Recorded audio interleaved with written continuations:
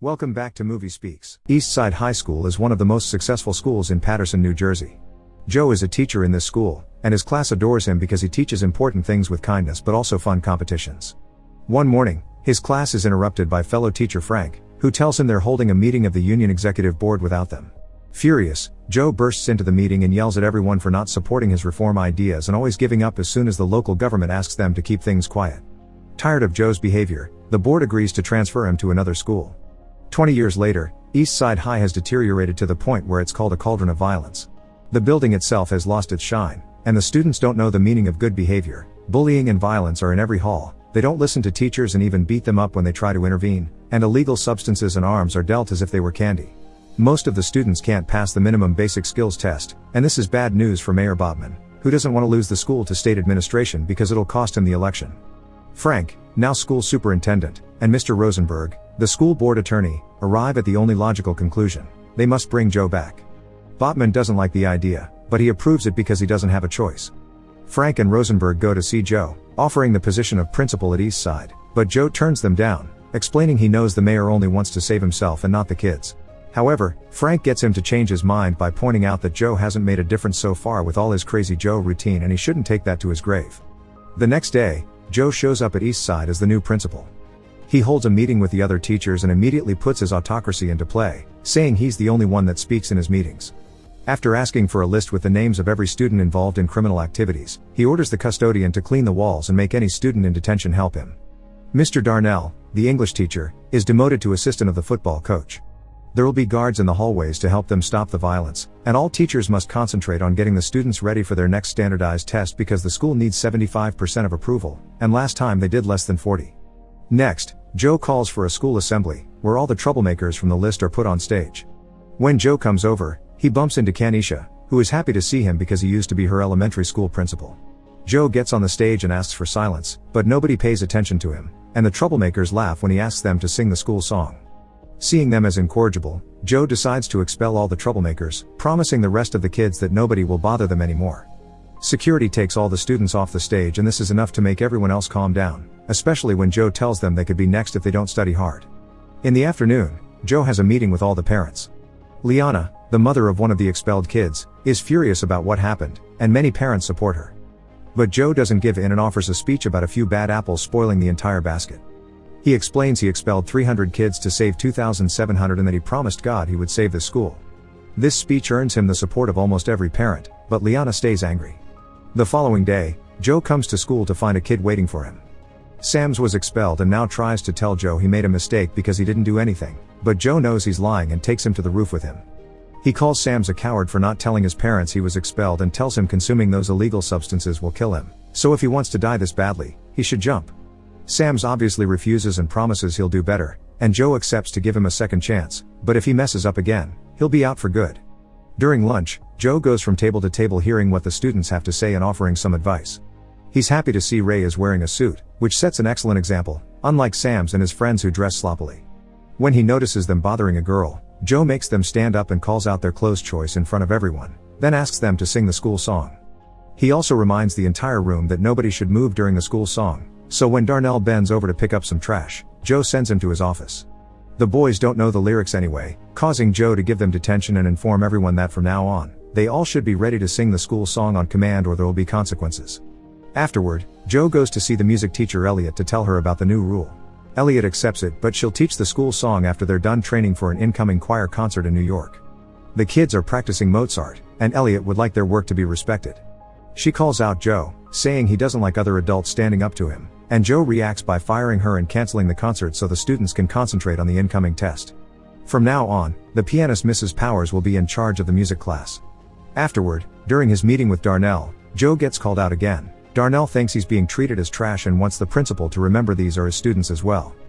This ends up with Darnell getting suspended. Vice Principal Joan tries to make Joe see reason, explaining Darnell is more than just a coach and that nobody understands what Joe is doing, but Joe responds that's exactly how he likes it. The day of the practice test comes and all the students fill it the best they can as the teachers keep a close eye on them. Joe doesn't want to wait long for the results, so he sends Joan to the school board to ask for the letter directly.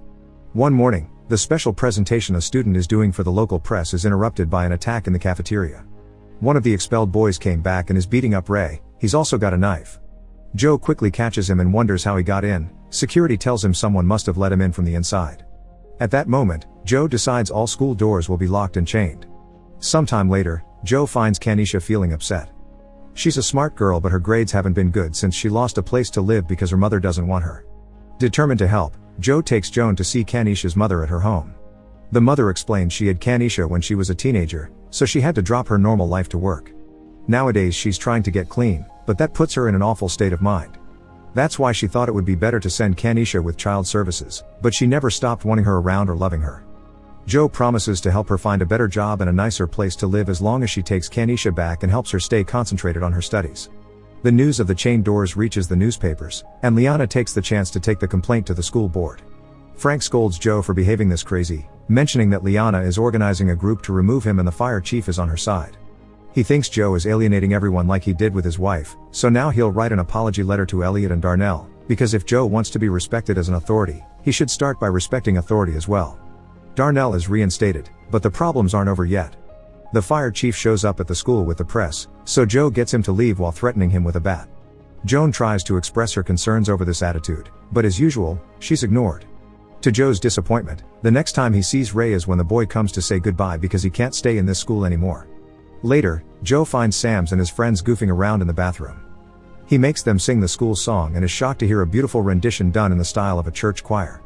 The boys admit it was Powers that taught them this, so Joe goes to see her to congratulate her and ask her to teach everyone this version of the song from now on. The results of the practice test arrive and Joe is disappointed to see they only scored 33%. He calls all the teachers to the gym and tells them their inefficiency is to blame for these poor results, so they have to work harder. Joe wants to start a tutoring program and an extra course on remedial reading on Saturdays, but a teacher points out it's hard to make the kids come on weekends. His plan is that they'll go to every student's house and talk to their parents to get them involved, perhaps even invite them to come too if they don't know how to read. The following weeks, teachers and students work hard to get ready for the test, and Joe's as involved with his students as possible.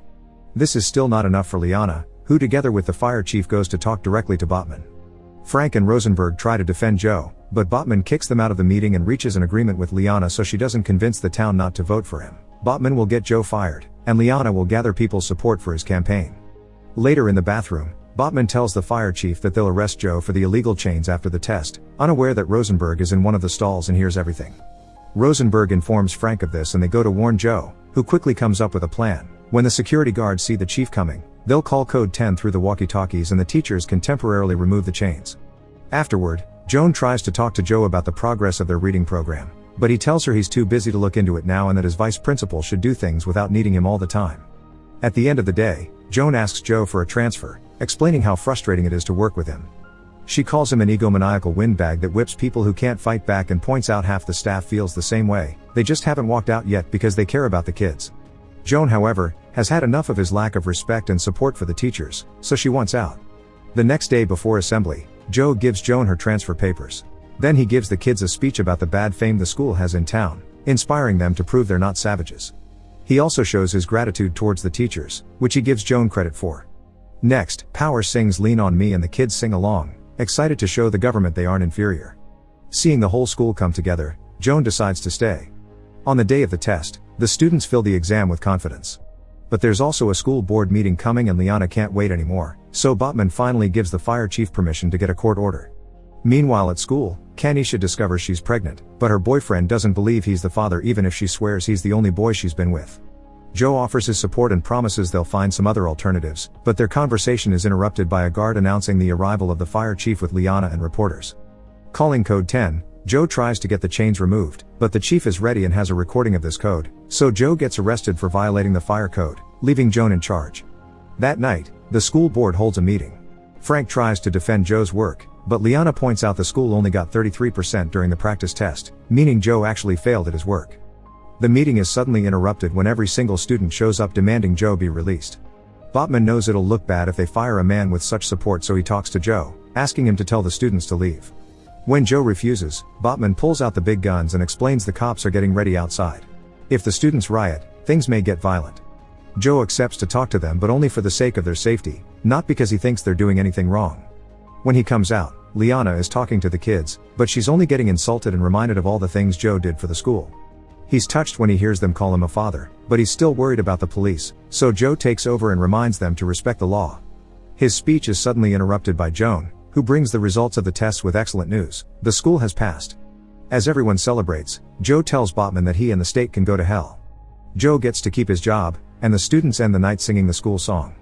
When time comes for seniors to graduate, Joe gives out the diplomas with caring words tailored for each student.